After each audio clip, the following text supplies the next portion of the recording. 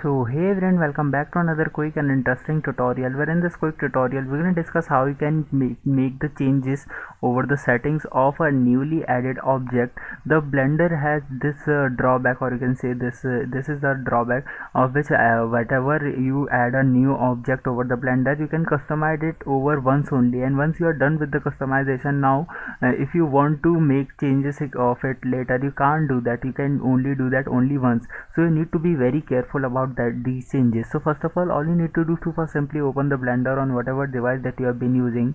For example, if I open it on my Windows PC, now this is the workspace homepage of that have been created, a simple coffee cup. Now if I add a new object, you all know that to add a new object you just simply need to hit this button of add, and you can see, and you can just simply add the whatever you want. For example, if I add a plane over there, now if I added this plane over there, now to make changes of over this plane, you're gonna find this small window over there which is the add plane. Currently this is the add plane title. It may be some different also, so just simply click there. Now when you click there, now this is some of the settings that you can make over this plane from here, like likewise the rotation of it, or some rotation, location, or you can do anything else, and you can uh, just simply make these settings over once only, and once you are done with it, you can even make the changes over the size also, and once you are done with it, you are not able to make it again. So be very careful about it,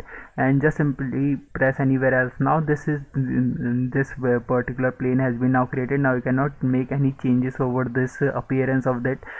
You can make some changes, like you can move it or rotate it, but you cannot make some changes likewise the size or something else. So by this method you can easily make the changes of the settings of newly added object on the Blender. Alright, so that's it for this tutorial. I hope this video will be helpful for you. Make sure to hit the like button and subscribe button for having such more helpful and interesting tutorials. See you in the next one. Take care.